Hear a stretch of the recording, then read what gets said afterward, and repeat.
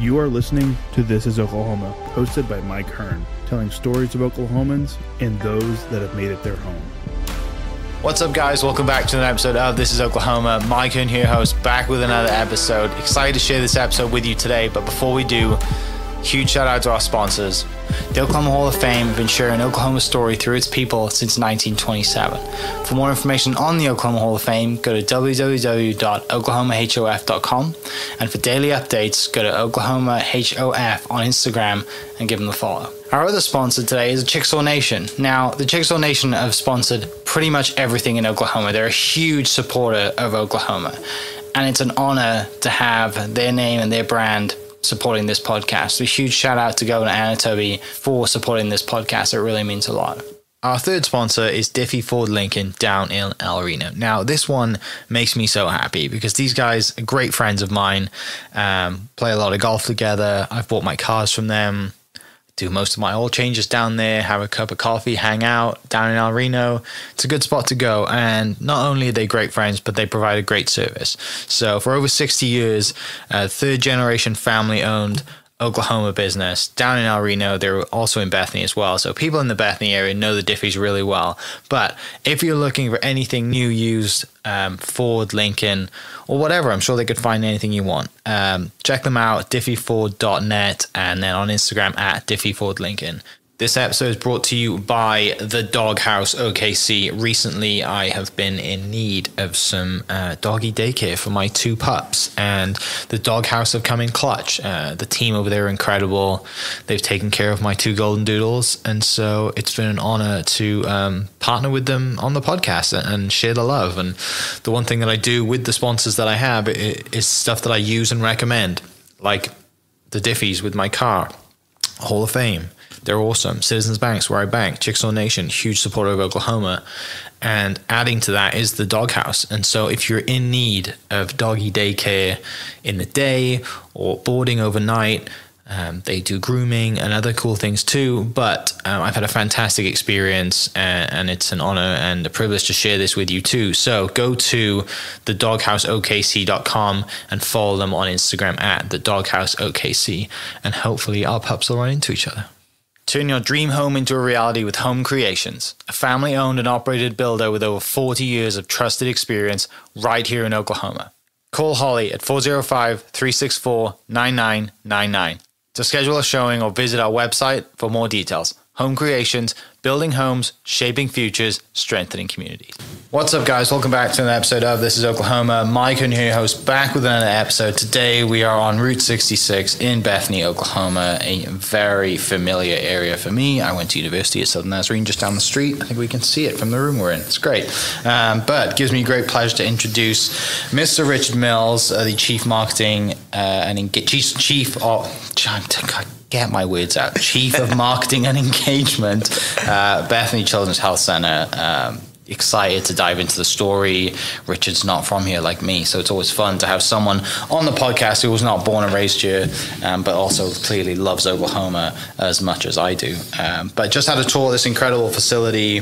There's a lot of construction going on around here at the moment. If you've been driving around Bethany Route 66, you will know this area, and there's a huge facility coming, adding to what is incredibly here already. But before we dive into telling you all about what's coming to this incredible I was going to say hospital. You guys don't like to say it's a hospital. It's a health center. Let's dive into your story, mate. Thanks for coming on the podcast. Thanks for having me. Born and raised, grew up in Ghana. I did. It was one of the best places to grow up, I would say. Okay. It was fun. Living on the beach every day was just a joy. Yeah. Now you're in Oklahoma with lakes everywhere. Exactly. It's not the same. It's not. I haven't been to Ghana, and for people listening, I would assume likely you haven't been to Ghana. Yeah. How would you sum it up? Ghana is your West African version of New York City. That's how I describe it, right? Okay. Busy. Yeah. Streets are packed. A lot of fun things to do, right? Everyone walking everywhere. Everyone knows everybody. Maybe that's the difference from New York, is maybe in New York you don't say hi to everyone, but in Ghana, or Accra, you say hi to everyone, right? Walking down the street. Yeah. And I just remember days in Ghana where I would spend hours at the beach playing soccer and meeting with friends. Growing up with my dad and playing soccer on the beach, and just, man, it was. I remember it very vividly. It's fun. Yeah. Good time. Soccer is probably the national sport, like in most countries other than America. Yeah. Soccer is the way to go. It is the sport. Right. I remember the World Cup in South Africa. That was the best World Cup that Ghana ever played in, and we got to the quarterfinals. And if you're a soccer fan and you remember this, we played Uruguay, and Luis Suarez hits the ball out of the net with his hand just as we're scoring to end the game. He gets a red card, and he's sent off, and then we miss the penalty and go on to lose a game or a match where we clearly should have won that and been the first African country in the semifinals ever at the World Cup. So we still don't like Luis Suarez for that. No one likes Luis Suarez either, right?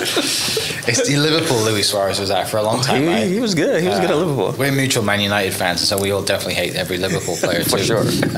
We could talk about football for a long time, real football, people listening. All right. Growing up in Ghana, playing soccer, remembering all, a lot of kind of things going on at the city. It's a lot of vibrant lives going on. Right. Why do you want to come to here? Why do you want to come to America? There were a couple of reasons. The first one was my dad worked at the University of Oklahoma, and my dad and my mom actually, when they met in Ghana, they moved over to Chicago to go to college. They both went to Wheaton College in Illinois, and once they got married in Illinois, they decided to go back to Ghana. For what reason, I don't know why, but they went back. And so there was always a plan to return to the United States. And so that was one of the reasons why I was obviously going to move back. But my dad moved here, started working for the University of Oklahoma. And so naturally, we were going to move to Oklahoma as well. But the second reason was I was born with a disorder called sickle cell. And so when you live with sickle cell in a West African country where malaria is prevalent, ideally, you want to get out of an environment where malaria is so rampant, right? And so one of my goals and my parents' goals was to move out of Ghana and go to the United States where, one, the medical care was better, but also there was very little chance that you'd get malaria, which was really the disease or the thing that got sickle cell patients in the hospital the most is, man, you already have sickle cell and then you get malaria in Ghana. It's just really not ideal to do that. And so medical reasons, but also my dad was working at the University of Oklahoma, so it made sense. What's the reason Dad goes to work at the University of Oklahoma? My dad just really wanted to live in the United States, and that's why I made the reference of why did they move back after they got married in Illinois. Is he's someone who always had eyes on the United States, and he knew people who worked at the university, and so he made that connection and said, hey, I want to come there because I know I'm going to be settled, because I know people who are going to help me get settled in Oklahoma. And so even though it may not have been his direct favorite job, it was a place where he could land his feet. So he was doing a lot of DHS work for the University of Oklahoma for a long time, many, many years.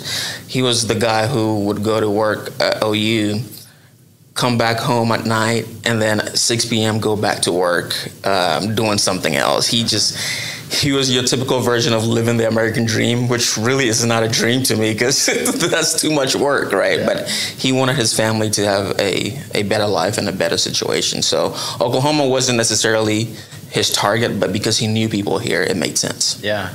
Are you more like your mom or your dad?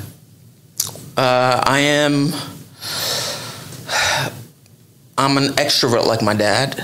I am very competitive and driven like my mom. My mom is a judge in Ghana. She still lives in Ghana, by the way. Really? She returned to Ghana to serve as a high court judge in Ghana because that was her dream.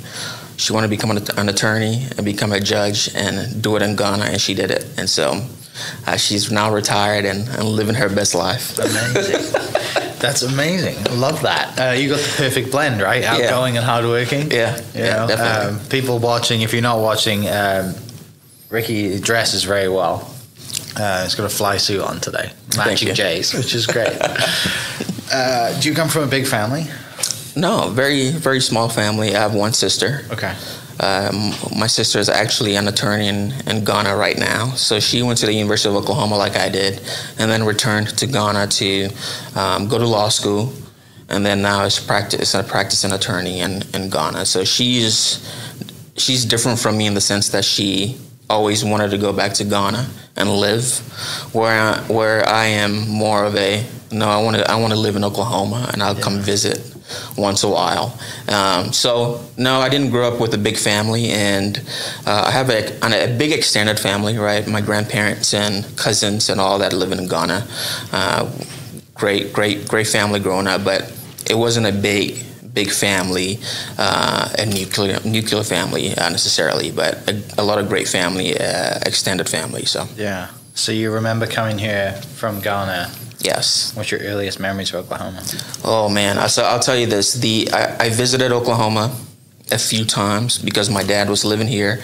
My dad was living here alone. My sister and I lived with my mom because my dad wanted to make sure that when we came to America, that we're coming at the right time. And so we would come visit him for Christmas breaks and things like that, go back home. But then one day he said, you know what, it's time for you guys to move here. And my mom and sister was like, oh, okay, let's do it in like December. It makes sense to come at Christmas. And I said, no, I'm going right now. So I literally packed my bags, hopped on a plane by myself. At 11 years old? Yes. I remember the plane stopping in the Netherlands for to change planes, right? Transit, and I got another plane and went straight to Dallas. And my dad picked me up in Dallas. So I was ready to move to the United States. I was ready to come to Oklahoma. My first impression of Oklahoma, like I didn't think Oklahoma was different than other states. I thought every state was the same. And so the first time I remember coming to Oklahoma and it was a Christmas and there was snow and it was like the perfect, like, this is what the United States is about. Snow, McDonald's, everything I saw on TV growing up in Ghana, that's exactly what I saw in Oklahoma. So I never really had a view that it was different from other states. It's the United States. It's cool. And then it was when I started to grow up, I was like, oh, it's different. I started visiting other states and I said, oh, okay, Oklahoma is a little different, but it feels like home. It's like the place where I have a lot of good memories as well because it was the second place I lived. I grew up, I went to college, high school, college, and met a lot of my friends, met my wife at the University of Oklahoma. So it's home, honestly. Yeah. When you come over here as a young kid, growing up playing football back home, do you dive into sports here and try and learn how to play baseball and American football here, or do you stick to soccer? No, I actually stuck to soccer in high school, and it wasn't very long playing soccer when I realized just not the sports guy, because for someone who has sickle cell, one of the things that I had to prevent myself from doing is exerting myself too much. So one of the things that happens to you when you have sickle cell is your body can't direct oxygen to your organs as quickly as a regular person would. So one of the things is the doctors will always say is be careful when you're playing sports, because if you notice you're getting too tired, you need to take a break. It's like, it's sports. Why am I going to sit and take a break? Especially soccer. Right. No timeouts in soccer. So I didn't play soccer very long, and really shifted my attention to like what do I want to do as in my career. Is I knew what I loved, and I said I'm going to do whatever it takes to like chase that dream of just being in marketing and being in PR and figuring out what I love doing. And that's where I shifted my attention to say, okay, let's go get this thing. Yeah. What time of your life is that moment? Is that when you're still in high school? That's senior year in high school. Okay. Senior year. So I stopped playing soccer my junior year. And I said, all right, we're going to go to the University of Oklahoma and we're going to work as hard as we can to figure this thing out and make something out of the opportunity to be in the United States, because not everyone gets that opportunity. And when growing up in Ghana, a lot of your friends and everyone in Ghana wants to go somewhere. They want to go to the UK, right? they want to go to the States, and I had this opportunity. And I said, well, I'm going to make the most out of it. So Yeah. yeah. What draws you to want to go into marketing and PR? You know, I always loved the idea of almost representing something, whether it was an organization, a sports team, being able to say, I represent this organization and I can speak on behalf of them, right? I'm going to make that organization as successful as possible. And part of it was figuring out what the direction of career I wanted to go into. And I knew I wanted to go into nonprofit because I always found that with nonprofits, the mission that they had was always something that I connected with, right?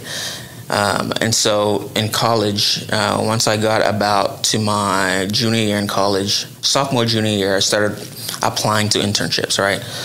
I had an internship with Oklahoma City Thunder, right? Loved it. Basketball communications. I loved basketball. I was a big Lakers fan growing up in Ghana, right? So when you don't grow up in the United States, you have the ability to pick any team to support, right? It's a huge Kobe and Shaq fan, and I just thought the NBA was my lane. I wanted to go in there. So I had an internship with the Thunder. I did an internship with Procter & Gamble. I did an internship with Devon Energy in oil and gas. And so I really dabbled in a lot of different areas to try to figure out what I loved. And what I noticed was that, man, I loved the medical field. Just because growing up I spent so much time in the hospital, I just connected with organizations that were caring for children, and making sure that they had the potential to just maximize, whatever future that they had. And so I kept really connecting with nonprofits. And so after college, my first job was with Orange Leaf Frozen Yogurt, which was a business, so a great first job. And then after that, I said, okay, I want to go into nonprofit. And I started looking around, and I learned about Bethany Children's, and really that's how I got connected here. And I knew it was home as soon as I started working. Yeah, I knew it was the place for me. Yeah. Super fortunate to have that. A lot of people don't get that. Yeah, no, it is true. You don't get that most places, but really knowing the space you want to go into, for me, is important because it allows you to really hone in and focus on that goal that you have. Mm-hmm. And so not just knowing that you want to be in marketing, but knowing the space that you want to go in. Is it nonprofit? Is it sports? Yeah. Is it for an organization? And I kind of knew exactly. I was good at all of it, right? Basketball communications was fun. I got to meet all my favorite NBA players. But, man, doing something meaningful is completely different. And, man, it doesn't even feel like work sometimes. Yeah. So. Yeah, and it makes me think of that side of your mom that's like, I want to go serve, I want to go be a lawyer, I want to go back home. Like that's part of your DNA, and that's in you to serve, right? And obviously you tied it into your personal experiences and being here and the marketing side and representing an organization that truly changes lives here. I think that's a great point. I think when you grow up in a place like Ghana, right? Ghana is just known as a place where we serve everyone. It's people ask me all the time if I'm different, if I don't look like all the Ghanaians and I visit Ghana, how am I going to be treated? And I said, usually when we get visitors in Ghana, they're treated like kings and queens, because that is just the nature of who we are, is to serve. Like, you don't go into someone's home in Ghana and not feel like you were welcomed or you at a party, right? They're feeding you, they're cooking for you.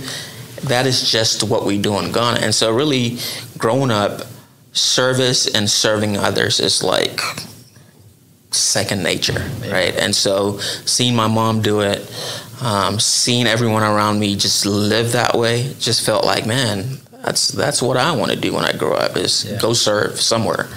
And it worked out. So. What do you miss from home? The food. Oh my God, the food is like, I have dreams about Ghanaian food. It's like I wake up thinking, man, I just want to take a $2,000 trip back to Ghana for a day and eat some food and come back, right? But that's it. It's really the food and the people. I think one of the things we take for granted is when you go to Ghana, it's just so relaxed. There's not this feeling of everyone just like busy trying to get stuff done like we have in the United States, right? Everyone is chill. You can sit down and have a chat with someone for 5 minutes, right? Go down the street, talk to the guy on the boat, trying to go catch some fish in the ocean. Like, it's just a feeling of no rush. It's like everything is just simple, fun. They don't need much to survive, right? They're not looking for their next big break here. Everyone is just content. And I think I miss that. I love the feeling of chasing something and the competitive nature that I have, but I also think there's something about just relaxing and meeting people, having a chat with someone, getting to know someone, which Ghanaians do a really good job at. Yeah. Is there anywhere locally that you can replicate that food, or is it you have to go home, or do you cook it yourself? Exactly. You know, the thing about living in Oklahoma is like we have a good Ghanaian community in Oklahoma. So if I really wanted Ghanaian food, I could make a call. I could send someone a text and someone will make the meal. But there's something about going to Ghana and just having a meal in Ghana that you just can't replicate anywhere else. But yes, there's a good Ghanaian community here and we have a lot of functions where you're guaranteed, like you go to a function, a party that a Ghanaian is hosting in Oklahoma, you're going to get some good food. So yeah. Any specific dishes that you miss, like, or that you can explain for us? Oh my God! Obviously, the most popular dish that people who are not even Ghanaian would know is called jollof rice. So jollof rice is a stew base, tomato stew base, where the rice is cooked as the stew is cooking as well. So you get this orange, really bright red rice, and you can eat it with whatever protein of your choice, right? Chicken, beef, whatever else. But there's this thing in West Africa where Ghanaians and Nigerians and all the West African countries battle to figure out who has the best jollof rice. And I even see commercials now. There's like there's a credit card commercial with celebrities sitting at a table now on TV trying to figure out who has the best jollof rice, right? And they're talking about unity and how we all come together to make the best jollof rice. And I'm like, no, Ghanaian jollof rice is the best jollof rice. There's no chance I'm eating Nigerian jollof. No, Ghanaian jollof is the best. So that's the popular meal that everyone would know if they heard it, or see it. Try some. Yeah. So you mentioned kind of feeling that when you came here, it just felt like home, felt like this is the right place for you to be. You wanted to find a place that was in nonprofit and that you were serving, that really kind of spoke to you. This place has been here 126 years. Yeah. Tell me about how you get here. You know, who introduces you to Bethany Children's, and then that whole kind of transformation about when you get here and what the state of, you know, the business is like, this place is like, you know, the amount of kids it's serving, and just to give people a context of where it is today as well. Yeah. So, you know, I always, when I tell my story, I say everything that has happened in my life happened at the exact right time for me to be in this position right now, serving as chief of marketing for this incredible organization. I remember applying for a communications specialist job in 2015, and I was in Florida visiting one of the parks at the time, and I got a call from the CEO at the time, Albert Gray, and it was unusual. Like, you don't apply for a job and the CEO calls you, right? And so I get a call from Albert, and he's like, I looked at your resume. You need to come in and talk to me. And I was like, say less. I'm coming in. So I came in, had a conversation with Albert, and immediately we clicked. He said, I don't think that job that you applied for is available because they hired someone else, but I'm going to hire you anyway. And you're going to come in, and every morning we're going to sit down and talk about my vision, and you're going to help me brainstorm different things. So I came in, and Albert and I would meet at 8 a.m. every day. He would tell me what his vision was, what he was thinking at 2 a.m. the night before. We'll write all these things down. We actually accomplished a lot of the things that he wanted to do. He wanted to write a children's book, and we wrote one. We actually have one of those books in our lobbies currently, right? And so I did that for a little bit and then started to take on the social media and really creating the content for the hospital. I kind of transitioned from working directly with Albert to the communications and marketing team and started creating the content, really got our social media up to speed to where it is today. And then, man, just really was grinding at that role for a while. And then in 2019, I actually got a call from one of my mentors who was working at Love's at the time. And we had a conversation. She's like, you need to come work with me at Love's. And I actually took that job. Went to work for Love's, and I learned so much at Love's in a year and a half. And then the pandemic happened. And as soon as the pandemic happened, Albert Gray, CEO, called me back and said, all right, it's time for you to come back. You went and got your experience from Love's. It's time for you to come home. And I said, say less, I'm coming back. And so in 2021, I returned and became the director of corporate communications. And I've been building that team up for the last 5 years. I think we have one of the best marketing teams in Oklahoma right now. And that's just the reason why we do so well is because of the stories that we have at Bethany, right? They're the stories of hope. They're families and children who don't get this care anywhere else. We're the only inpatient pediatric rehab facility in the state of Oklahoma. And so really, we don't exist. A lot of these families and children don't have a place to go to recover from a lot of the illnesses and the injuries that they face. And so really, giving them a voice is really what excites me is, man, can we show people, the donors, the people who give to this nonprofit, can we show them that the money and the time and the prayers and the commitment that they're given to this facility is going to something that's bigger than any of us, right? We have a great history that I'm sure we'll talk about, but the reason we're still here is because we're doing things and serving families and patients in ways that a lot of facilities aren't doing. And that's the joy of Bethany Children's. It's an exciting place. It's a place of joy. It's a place of hope. It's a place of growth, as you can see outside, right? And so really we want to keep the history, the Christian principles on which we're founded, and just the mission. We want to sustain that mission for many years to come. Yeah. Having, that time with Albert at 8 a.m. every day, you can't imagine the wisdom and the things you've learned during that time. And I can't imagine how hard it was for you to actually tell him, hey, I'm taking a job to go somewhere else.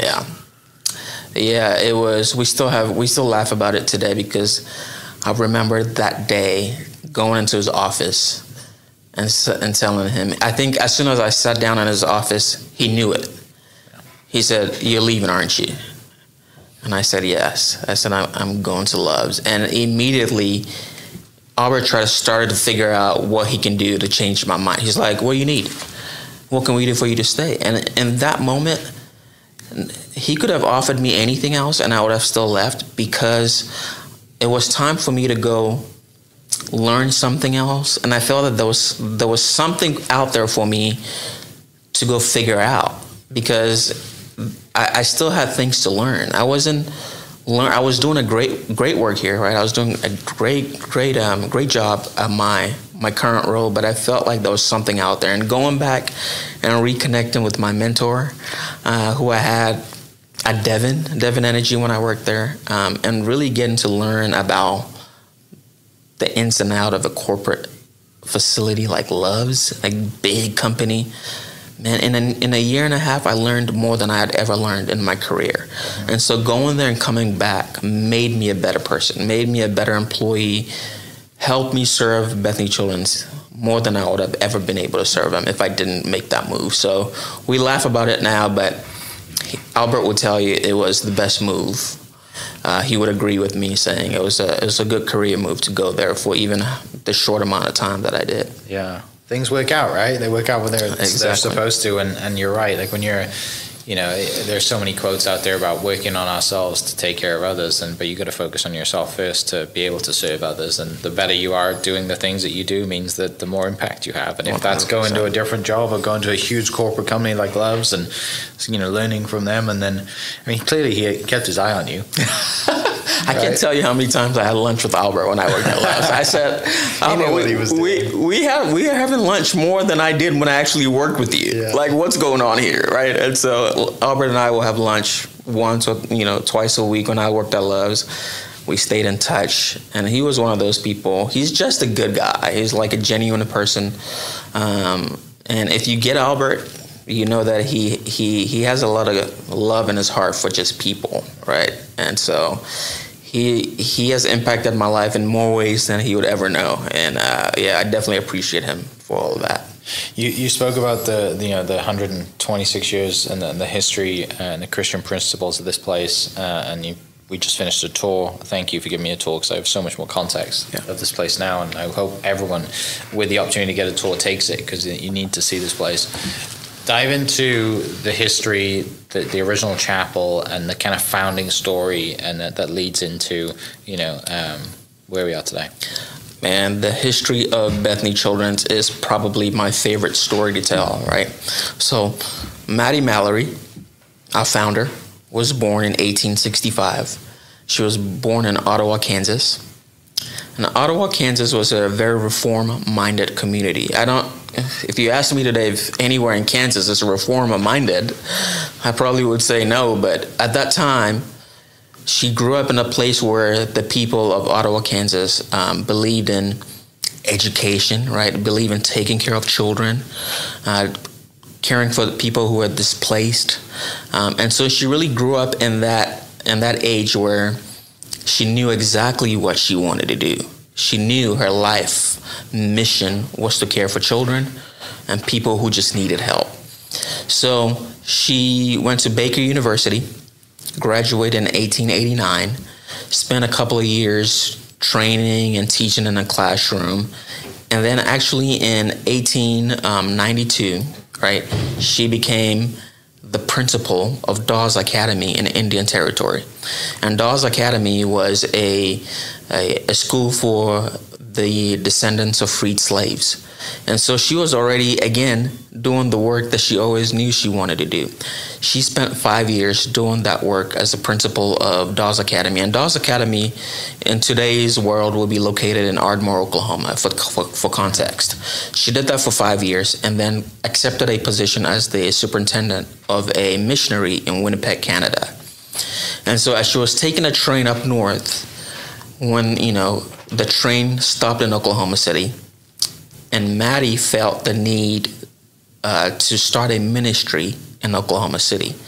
So she returned a year later in 1889 and started the Oklahoma Orphanage. Or 1898, sorry. Started the Oklahoma Orphanage. The orphanage moved a few places here and there over the years, and then finally in 1909, she moved the orphans to Bethany, when Bethany had nothing here, right? But the reason for the move to Bethany is because Maddie Mallory was looking for an environment where she says she could raise the kids in away from the noise, away from the city. She was looking for a safe environment for them. So moved to Bethany, built the Oklahoma Orphanage, and currently if you go to our Donald W. Reynolds building, there's a chapel where the employees actually used their hard-earned money to fund the building of that chapel.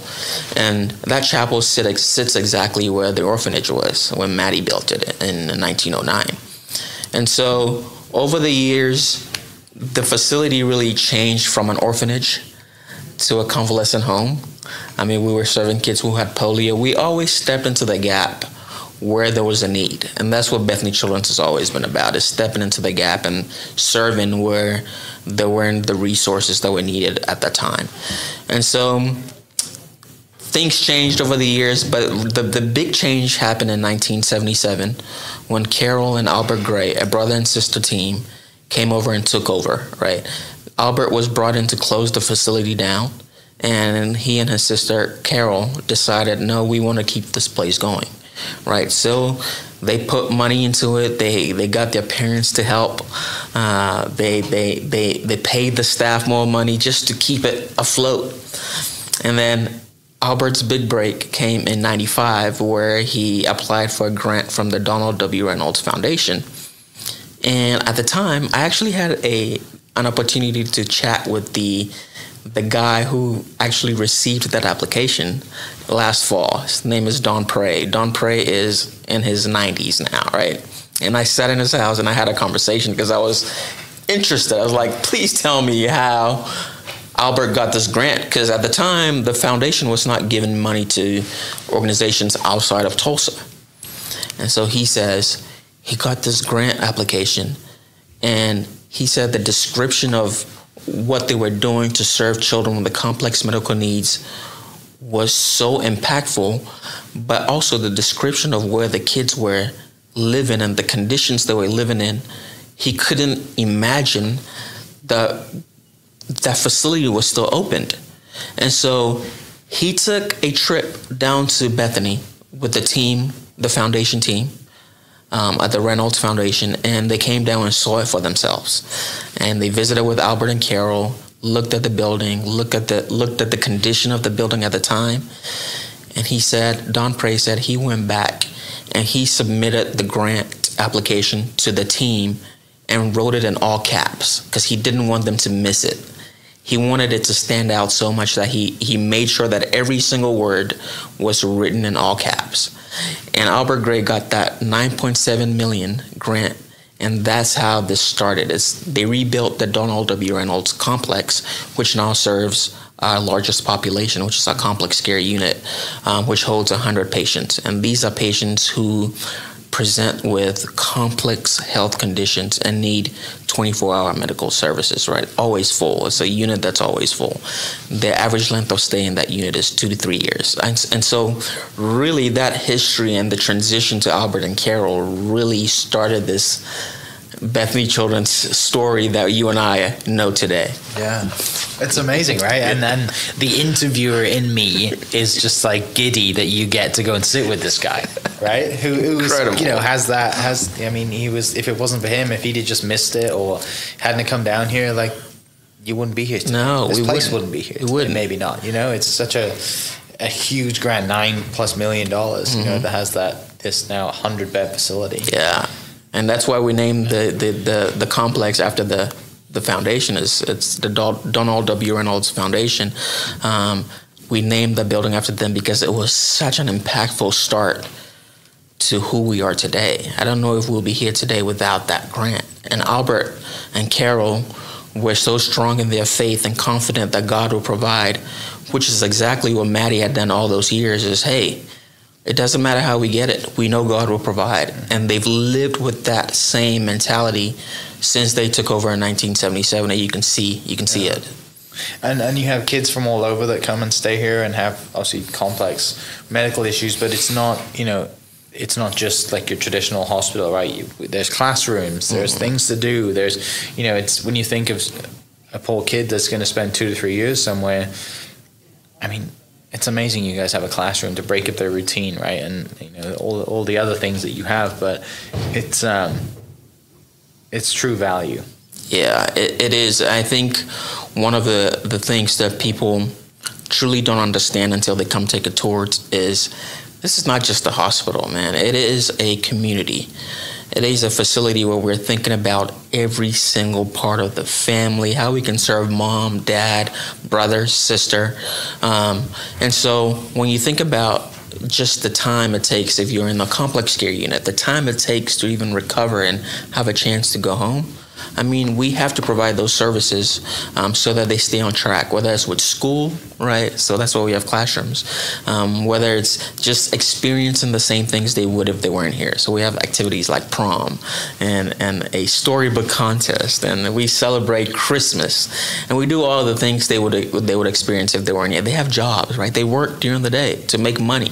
And so we're ensuring that while they're here recovering, they know that we're looking for opportunities to maximize their potential. And whatever that potential is, we know they're going to maximize it. Yeah. And not to mention, you talk about schools, and obviously Bethany Schools is right across the street. I know you guys have a partnership with them as far as curriculum and all the things that, the kids need to learn and do. And, when you walk around here, and we talked about it too, it's like some of the, people who don't visit this place would think, well, why do these kids need to go to school? Well, there's so many things and benefits from obviously normal kids who are born and don't have any health issues go to school. We all know why.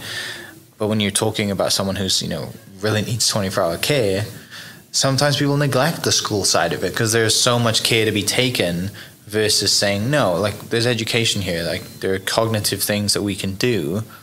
Let's go give these kids an experience, right? Whether it's doing a science thing or, there's so many ways to create, stimulate the brain. And I mean, I'm not a scientist or a nurse or the other things, but I've seen it from my own eyes today, and it makes total sense, and I totally get it. Yeah, and I think the first time it hit me when I started working here, and it clicked, and I said, wow, we provide all these services. And it took me back to being a kid growing up with sickle cell, and I remember spending 6 months, this was my longest stay in a hospital in Ghana. And I remember when I was finally better to go back to school, they had to hold me back a year because I wasn't doing anything, laying in the bed in the hospital. And so thinking about how we can keep kids on track, it's like, man, you're not experiencing school, but it's fine. Everything is going to be fine. We're going to make sure that you stay on track. That alone gives parents just a peace of mind. Because when your child is in the hospital, I mean, your mind goes to what's going to happen with school. Like, they missed out on prom. I remember one of our patients, Danielle Robinson, was here in 2017. And one of the first things her mom said was, man, she's going to miss her prom. And we said, no, she's not. She's not missing her prom because there's a prom here. And we have pictures of Danielle just experiencing prom and just the excitement and the joy that she had. She probably remembers this prom more than she would remember her school prom. It's because of how the extent we go to make that so memorable with celebrity guests and MCs and really calling them individually into prom. I mean, all those things make a huge difference. So we go above and beyond to just ensure that it's not just the medical care. We're great at that, but we're great at a lot of other things too. And also you go above and beyond, not just while they're here, but while they're transitioning out, right? Like we have an incredible facility downstairs with a bus and a house and a store, and like it's a set, right? It's a set to kind of emulate what is the outside world looks like. Yeah, I think that's the part of the experience that a lot of people don't think about is when you're ready to go home. It is difficult to just get yourself back into the community, right? If you haven't experienced what it's like to go to a restaurant in a wheelchair, right? What is it like to get on a school bus when maybe you have to be in a wheelchair for a few more months, right? What is it like to just experience what it's like to wheel your chair into a restaurant and then transfer yourself into the booth? And so if you go downstairs to our Adapted Recreation and Fine Arts Center, like you said, we've thought about everything. There's a bus, there's a smart home in there, there's a store, there is a restaurant. We've thought about all these things to just give kids and families that experience of what it would be like to get back into the community. And it's also just a fun environment where you can go and just see kids' faces when they walk into that room and see how lively it is, how different it is than any other place they've been. And it's just, we're thinking about how are you going to maximize your potential when you go out of here? You go back into the community, and I think that's important for our families. Yeah, because not just only like to understand like how life is in a wheelchair, right? Or going to restaurants, or going to the store, or going to a house. You mentioned a smart home and being fully adaptive to, people and kids in wheelchairs, but also the mental side of it too, right? Going out back into the world after being here and knowing that you've got people here and everyone's going to support you. It's going out into the world and seeing someone you've never seen before, right? And that side of it too. It's I'm sure it really makes a difference. It does. It makes a huge difference. And I think that's what our families enjoy the most. Most is that we've thought about their stay, but also leaving the hospital, what's next after your stay at the hospital? Because usually you don't think about that, right? You go to the hospital, you get better, and they're like, see you later. Go figure it out. But we help parents and families and patients through that entire process. Yeah, you remember, the names of the families, right? Their siblings, not just the patient. The patient's not just a number. And also talk about like the outside, like you guys have owned some of the buildings out around the hospital. You've got, kids who might age out that are now going into housing that's, so it's not just continuing to care for them while they're here. There's a continuous relationship built with people who come through here. Yeah, one of the things that our CEO, Nico Gomez, really cares about is, man, how are we thinking about what life is like for our patients, even those who age out, right? Those who are independent. We have kids who are independent, like they live on their own, but is there affordable housing, right? Are there houses that are adapted to their needs? We're thinking about all those things. So one of the projects we started late last year was this housing project where we took one of our former patients, Dwayne, who is in a wheelchair, but he lives on his own. He drives himself everywhere, right? He's living the life like a normal, typical developing kid. And it's like, wow. Are there things that were made to make your life easier? And he will tell you the story. It's like, no, even my apartment, it's not easy to get into and navigate in a wheelchair. And so one of the things Nico started doing in collaboration with Bison Homes is to build this adapted home for Dwayne, right? And Dwayne has been part of the process, ensuring that he's telling the builders exactly what he needs and how things should work in the home. And, Nico's vision is that if this works, which it's going to work, we're going to be able to replicate it for other people, people like Dwayne in the future, to have a place where they have affordable housing, but a house that was created for them in mind. And so like you said, we're thinking about a lot of different things that you don't necessarily think of when you leave the hospital. And I think Dwayne, especially when it comes to housing, is our perfect example of that process, and what our founder and our CEO and our board, everyone is on the same page when it comes to those things. Is we're going to make those things happen for our patients. I kind of said this backwards too, but also you guys have programs to prevent people having accidents to show up here, right? Like it's amazing you have this facility for when accidents happen and things happen and life happens to these kids, but also there's an education side of it that you have with schools and counties and all over that, seatbelt safety and ATVs and wearing head protection, like helmets. Like, we remember this as a kid, right? Like, go ride your bike, wear your helmet. And you're like, I don't want to wear my helmet. It's not cool. But serious injuries can happen. And you've heard all those stories. But, tell me a little bit about kind of those programs that you have that are going out into schools and educating parents and kids on things that, that you should hopefully never see them again. I think people find it funny when we say, oh yeah, we're in the business of preventing the same injuries that keep us in business. So like, why would you do that? Because that's not the point, right? The point is our mission is that every child's potential is maximized. And if that potential is going to be maximized by preventing an injury that would keep them in the hospital for whether a few weeks or months to years, that's our job as well. And so, we have programs like Safe Kids Oklahoma, where we're ensuring car seat safety, right? We're in the communities ensuring that people are buckling up the right way, ensuring that kids are safe in cars.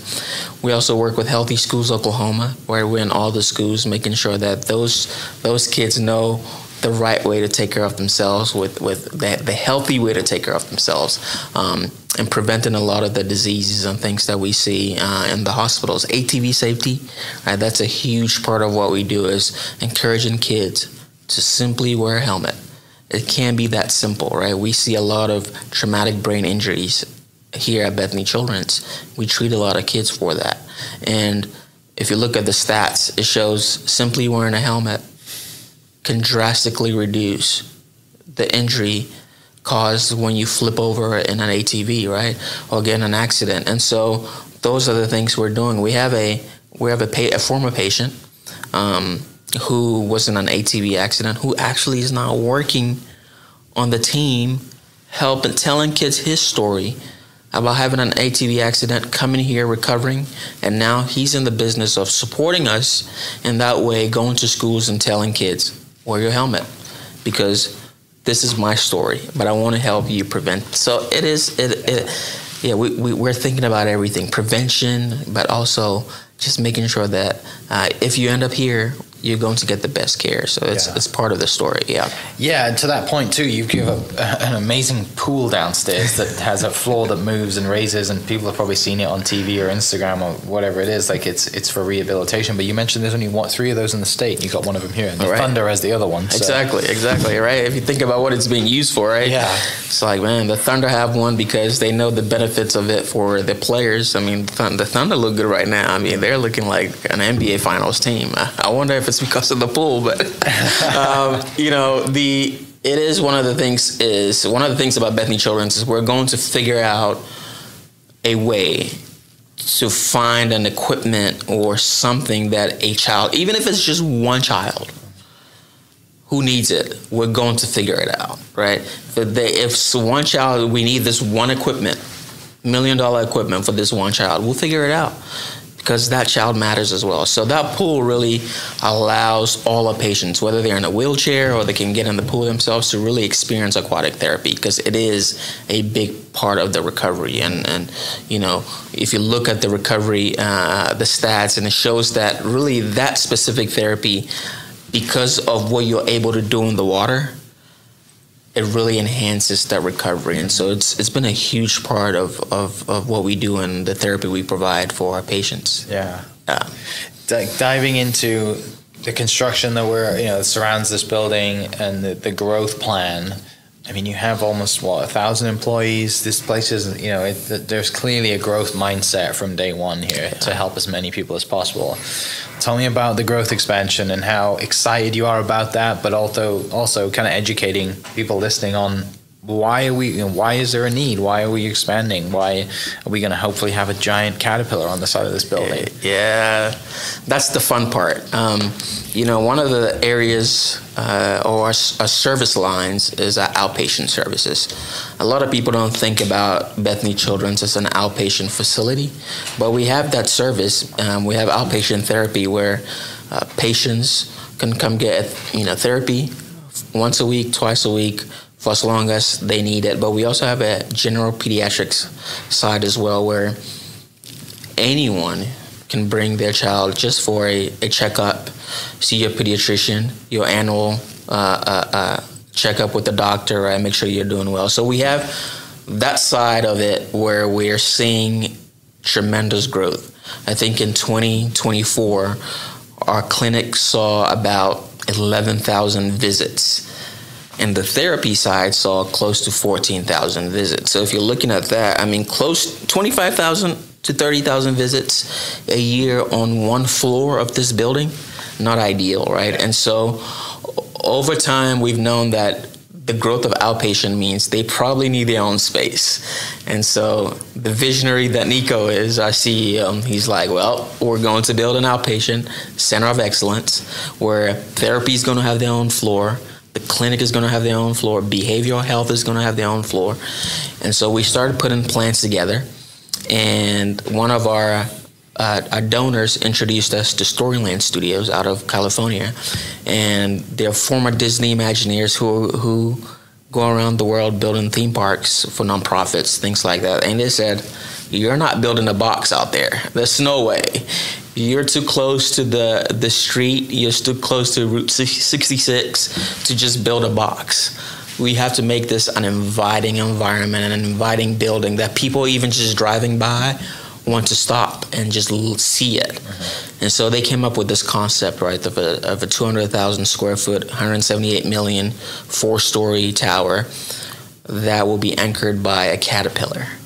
And so the story is that a lot of our patients go through this process of this journey of transformation, right? They start as a caterpillar, and then by the end of their treatment, they're able to soar into the community and become butterflies, right? It's like that process of slowly finding your wings and going into the community and really maximizing your potential. So we've started construction. If you drive by Bethany Children's, if you're on 39th Expressway or Route 66, the Mother Road, you see construction right across from Southern Nazarene University. And this is going to be a landmark, the next landmark on Route 66, right? You won't be able to drive by and not stop and want to take your Instagram moment when this building is complete, which is set to complete early 2027. The real reason why we're building this is because there is a need, right? We do excellent work when it comes to our inpatient services, but now the focus needs to shift as well to serving our outpatient families. They need the same care. Just because you're not in the hospital 24/7 doesn't mean you don't deserve the excellent care that we provide. And so this building will allow us to really expand those services. I mean, 25, 30,000 visits a year requires you to have your own building. And so this building is going to be able to serve that population and that community. But the other thing is going to allow us to continue to expand is we have these specialists. We have the only physiatrist in the state of Oklahoma. We have a neurologist. We have all these specialists that we have on board now. And so we're seeing more patients from across the state and across the country. And so even being able to expand those services is definitely essential. So we're excited about it. What are you most excited about? One, I think ever since I started working here in 2015, you see this potential of Bethany becoming just a leader, not just in Oklahoma, but nationwide. It's like the marketing me and the competitive nature I have wants this place to be the best ever, the best place for kids in the entire country. And now you can kind of see like, oh, we're actually moving in that direction now. Now you can't say Bethany Children's without someone knowing what it is. When I started here, you could say the Children's Center and someone would be like, I've never heard of this place, right? People would drive by all the time and not know this place. But because of the work we do and the mission that we have, I think it's important that we continue to grow and for people to continue to see the impact that we're having across Oklahoma and across the country. So I'm excited to serve more kids, but just the drive and the competitive nature in me just wants to see it complete and say, Bethany is growing. Yeah.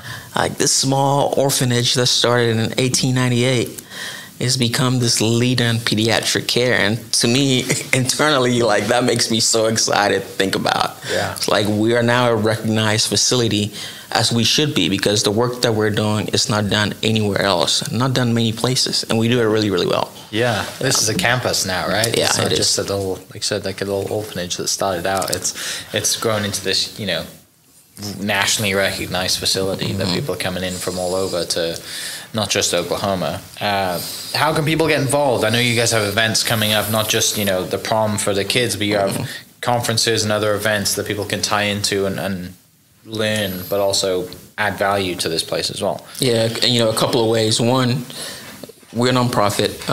We rely on donations from the public. So that's always our number one is if you can come alongside our mission and support us in that way, we'll definitely appreciate it. We're building a $178 million facility out there, so we definitely are relying on our generous donors in the community and organizations to support us. The other way is through our volunteer services. Right, people can sign up to become a volunteer and rock babies, spend time with patients, do the things that maybe our nurses don't have the time to always do because they're focused on other things. So even something as simple as coming to read to a kid or watching a movie with a kid, we rely on volunteers to do that. The other thing is we have a lot of events for the community, right? One of the next things we're hosting is our community luncheon.